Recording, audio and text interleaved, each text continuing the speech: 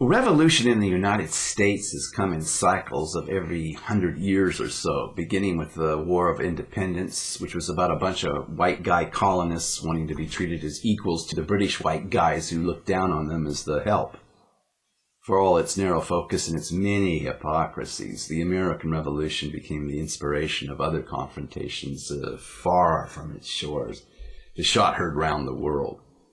This revolution for equality and individual liberty has never been over. Historically, the revolution's second stage came down to the abolitionist movement that got swept up in the clashing economic interests of the country's North and South. Now, while the abolitionist cause achieved its goal with the abolition of slavery, it took until the 1960s before the civil rights amendments that came of abolition could be made real and not just so much ink on paper, allowing genuine political equality under the law for the first time for the descendants of the old slave class, and by extension, all of the nation's underclasses.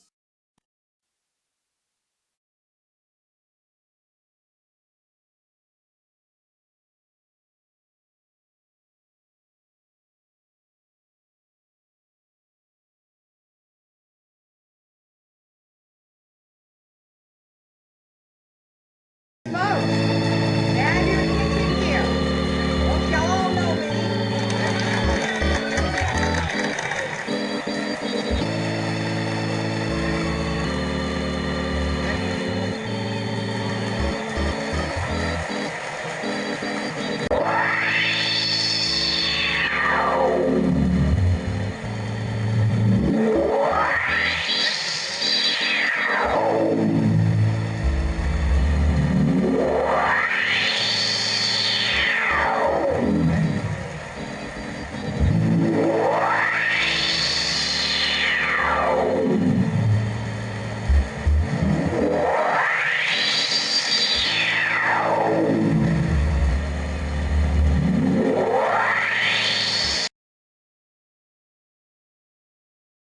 The 60s was also about protest against the war in Vietnam, and by extension so many other ideas that this discussion is still trying to sort itself out to this day. The Vietnam War ended, but none of the issues as to the objection to wars of that nature have been settled. The 60s also involved for any number of young people a yearning for alternative lifestyles outside the usual box, and a generally existentialist search for personal identity and even higher consciousness. Most of this was met with incomprehension and paranoia by the mainstream.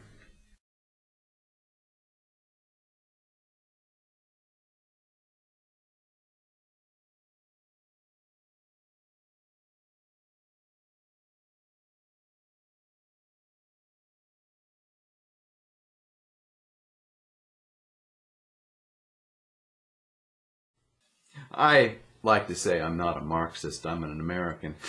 Leave it at that.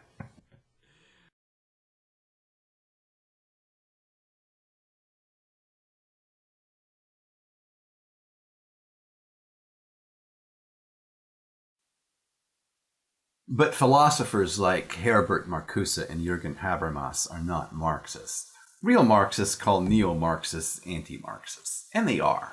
Neo-Marxists end up trashing most of Marx, qualifying the rest of it out of all recognition, while still allowing for Marxist revolution in the Third World, because conditions warrant that kind of reaction, even if the reaction isn't much of a solution in the end. So-called neo-Marxism is better named critical theory, which is what it's called in academic circles. It criticizes society's fundamentals in order to get a better idea of just what the society in question really is. They feel people are boxed in by society and must be liberated from it by standing away from it and questioning it at its very core. And this will sooner or later lead to action of one sort or another, not just for workers, but for anybody who feels on the outside for whatever reason. Me, I'm no danger to this system. I'm fine with voting moderate and leaving it at that, keeping myself informed for its own sake, which is just what a knowledge junkie like me does. But when the system is breaking down, it becomes a danger to me and to others I care about. And when it's like this, some plain talk about that system seems to me something people are more open to hearing. So here it is. Working conditions and environmental conditions in the Third World, or the so-called developing world, or the NAFTA zone, or whatever free trade zone is going on these days, China maybe. It's all dehumanizing, okay?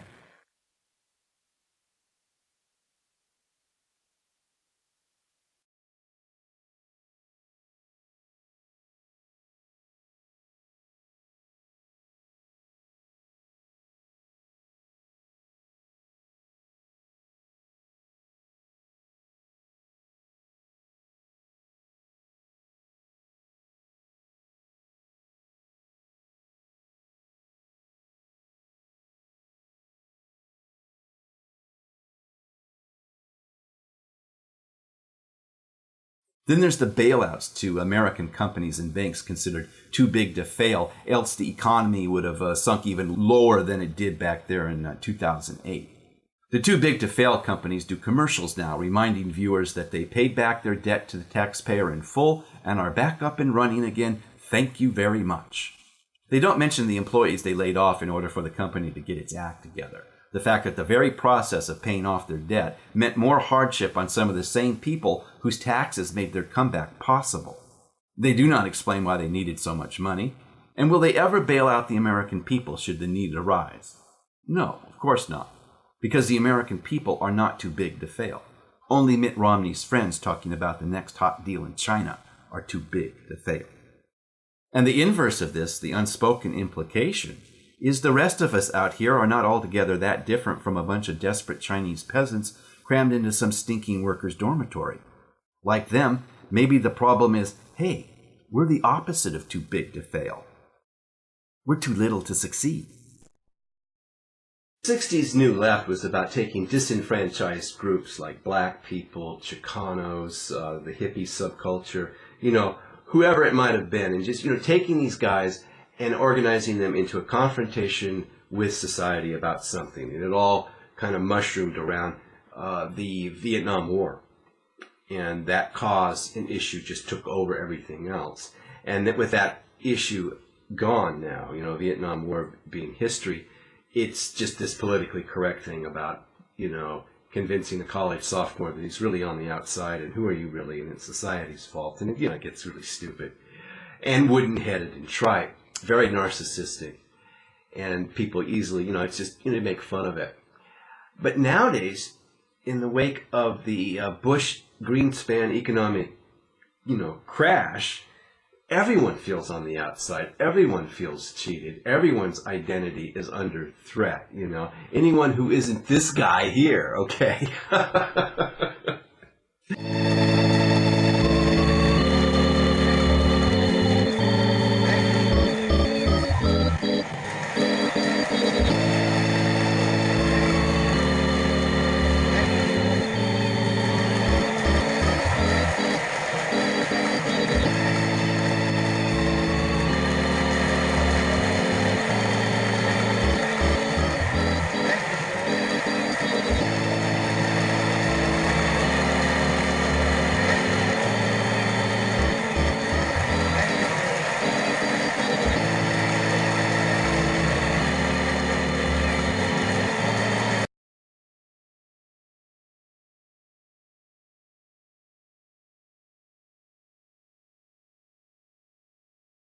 Beyond the 1920s, the term progressive became a matter of the tax and spend, pump-priming liberalism that came of the Great Depression under Franklin Roosevelt. Roosevelt's administration involved a lot of innovation and reform at the Federal Reserve System that gained it the reputation it has of just printing up a bunch of money and throwing it around. The Fed doesn't really do that, but it's as good a metaphor for monetizing the debt as any other. Don't get me wrong, I like Roosevelt.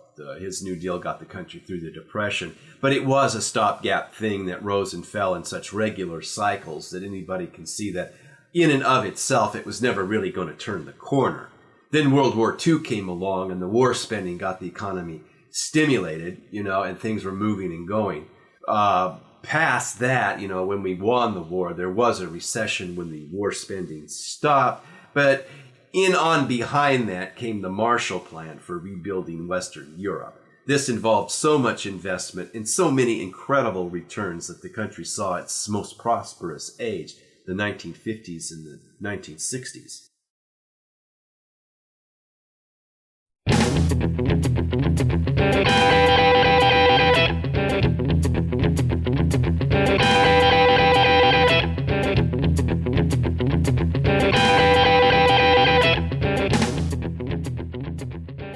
Nowadays, the Occupy Wall Street movement is something that began late in 2011 in the United States, but became a worldwide demonstration in a matter of weeks in 95 cities across 82 countries.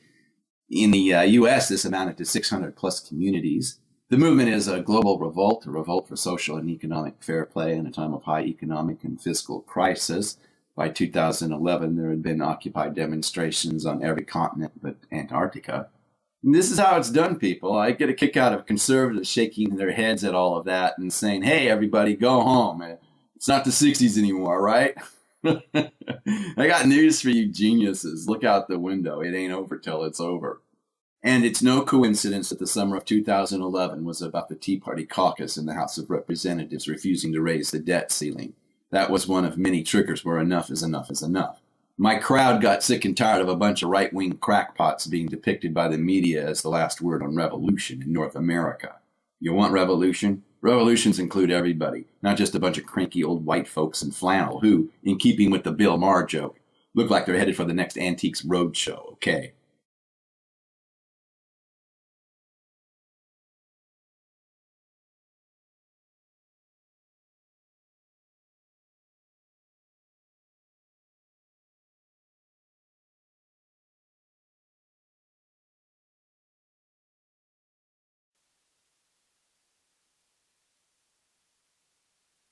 Hey YouTube, debt ceiling crisis averted for a 3-month delay. The financial global meltdown of 2013 has been postponed.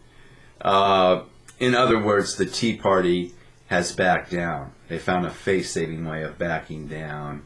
They're not as strong as they were. A lot of the rhetoric from Boehner was probably his means of winning re-election as speaker, and now he took them out on a retreat, and they came back, and now they're sounding rational.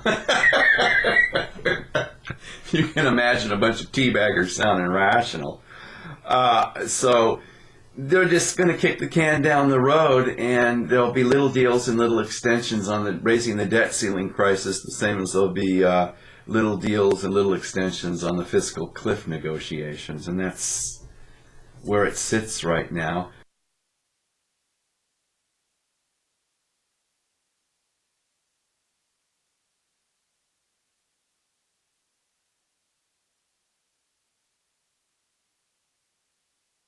But please understand that we're all sitting on, an earthquake here, a potential earthquake. I mean, this thing is thermonuclear at this point. You cannot refuse to pay money that you have already spent and already have authorized, but you're not going to pay it back. I mean, there's nothing in the Constitution that gives the legislature the right to just not pay. Just because they're in charge of the purse doesn't mean, oh, we've authorized this, but listen, we're not going to pay it down. And they hem and they haw and they say, well, we'll pay back our debts, with the full faith and credit of the U.S. We just want to shut the government down. Well, I'm sorry, that's really not how it works, and I don't even think the Democrats should allow them to put through a bill that makes that qualification. And you can't play games with this. And the credit aid agencies that downgrade a country are private organizations, and they're just looking at a bunch of people behaving like children with finances that affect almost every corner of the world and almost every human being on the planet. And it's reckless and stupid and wrong, and that we get punished for that. We get slapped on the wrist at the very least. So no, it's all really, really dumb guy conservatism, at its worst. And is there any kind of conservatism out there anymore that isn't extremely dumb guy stuff? And the Tea Party's middle name is Dumb Guy.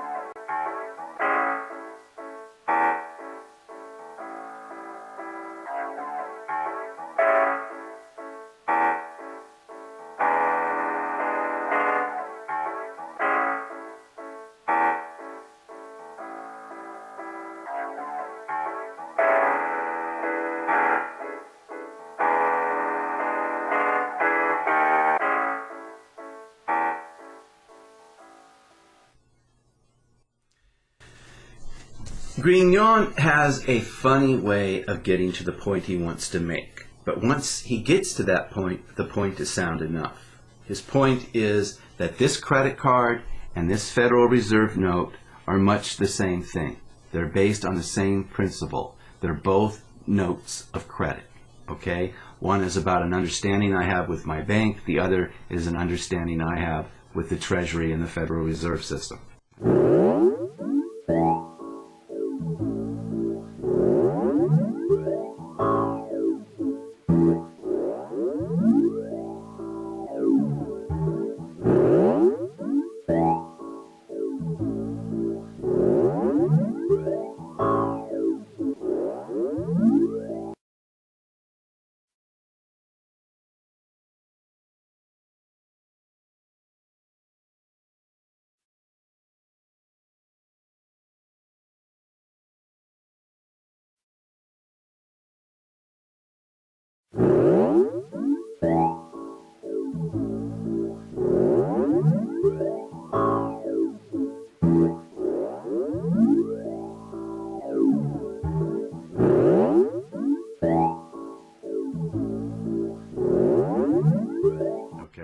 But they're both notes of credit, okay?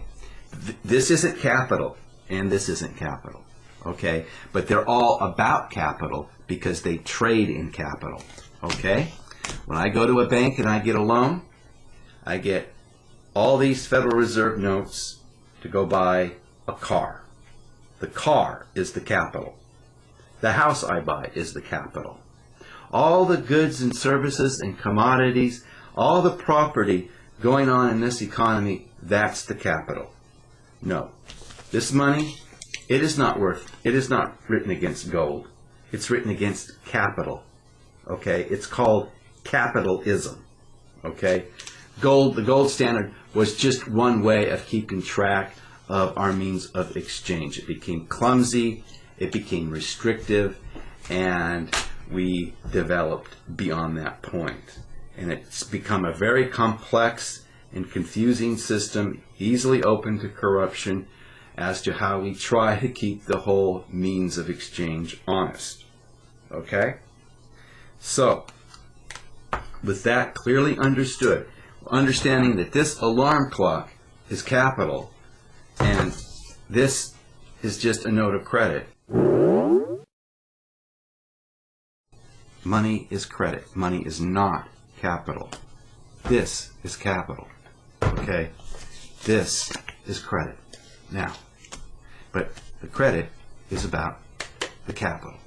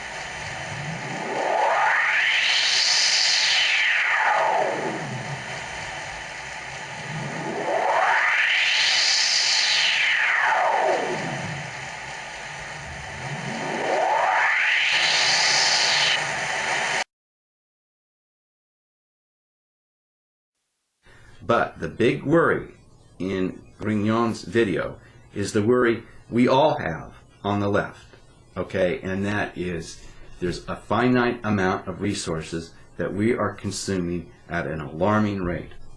Now, big oil is a good example. There's only so much oil and we're going to run out. The Russians and the Canadians are jonesing to go up to the Arctic and exploit the Arctic once all the ice melts so they can get the oil. Never mind that the melting Arctic is eventually going to cause a new ice age. It's absurd. This is how short-sighted and crazy this system all is.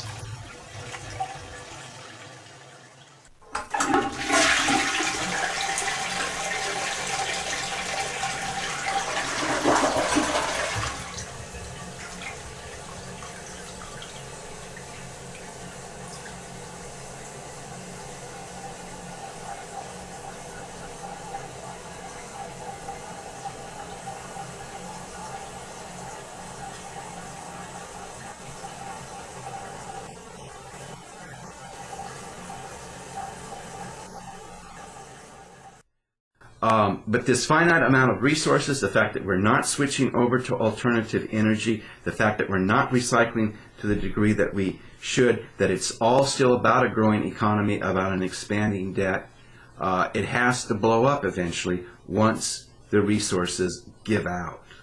And that is an inevitable outcome of all of this, an inevitable outcome. I should probably elaborate on that, and please forgive my voice. I'm probably sounding pretty froggy. I've got the world's worst head cold here. And I'm editing this whole thing, so this is the final clip, even though it's probably more in the middle of the video. Anyway, energy costs will create cost-push inflation that will drive up the prices for just about everything. The consumer will spend more on energy and less on everything else. As a consequence, the economy will contract, even as prices will keep rising. Because the crisis is irreversible, the contraction will get progressively worse, with no hope of ever getting better. Our form of Reagan borrow and spend sugar daddy capitalism demands a grow or die economy. Signs of a dying economy will explode our debt because our foreign sugar daddy creditors will panic that their U.S. government bonds are becoming worthless. These guys get paid in dollars on the debt paper. And if the dollars don't have the same purchasing power as when the creditor bought the paper, hey, forget about it. They're losing value. As the creditors begin dumping treasuries, the interest on our national debt will mushroom exponentially in order to entice people to keep buying the debt paper even though it's worthless. We'll keep saying, well, the yield will be higher and higher and higher, please buy. This influences interest rates on lending everywhere in the country, which puts the brakes on the economy itself since the markets, large and small, run on credit. The contracting economy will then become a collapsing economy. which will then threaten to bring down the global economy like a house of cards, since the markets are interconnected by a world order of trade agreements that are about as involved as subatomic physics at this point. The best that can happen is that America will declare itself too big to fail and will throw itself at the mercy of the IMF for a series of bailouts. This will be like relying on Dracula to treat your anemia. And that's the best that can happen, okay? The worst that can happen is the whole world will be in the same situation as the U.S. with energy prices soaring everywhere, the more likely scenario, which means the IMF ain't got no resources to spare for anybody. The IMF is only as good as the revenues of its member states, the largest of these being the U.S. itself. If the global economy is shrinking, then the revenues of the IMF are shrinking too, which means the IMF is as broke as anybody else. So everybody's losing their jobs out there, standing in line for an unemployment check that isn't worth the paper it's printed on. That leads to revolution in the streets everywhere, all right? The one reserve currency that will not be in trouble will be the one backed by an economy based on renewable sources of energy, which is to say, the one that stands outside the crisis. Now, even such a country will be affected adversely because its trade with other countries will suffer from the downturn. After all, if the people you trade with are broke, then trade isn't what it could be, now is it? But the reserve currency of this hypothetical country of mine will be so rock solid that sooner or later investment will flood into their debt paper as those countries abandon their own reserve currencies. That means that more or less, overnight, they're now the richest kid on the block. Whatever nation or nations that have invested heavily in inexpensive alternative sources of energy and opted to lean toward a more steady-state recyclable economy will have credit enough to eventually dominate markets all around the world. If that country is anybody but us, we're playing that other country's game from now on. And that's that. They just won the whole casino.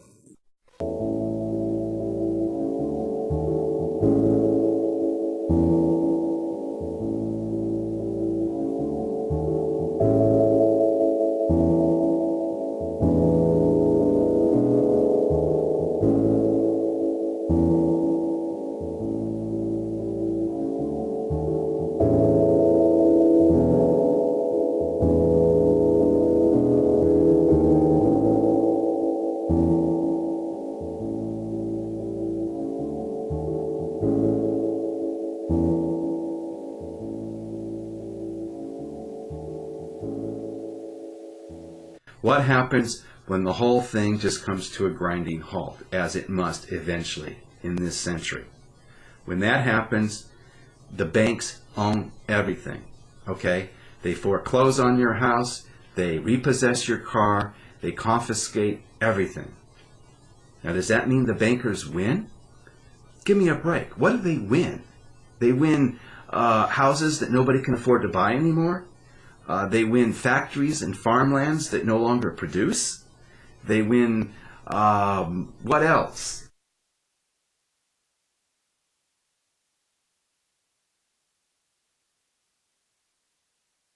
Okay, you're nowhere. Not only that, everybody you foreclosed on, everybody's car you repossessed, everybody's possessions that are now all in your warehouse. Everybody wants all that stuff back, buddy. And we're talking about a lot of people. Okay, there's you, the banker, and then there's the rest of the human race. Now, in that conflict, who do you think's going to win? Everybody gathers around your house with torches and pitchforks, and they want their stuff back. Hey, we want our stuff back. Okay, what do you shout at them from your window? Say, well, that's socialism. they're going to say, what of it?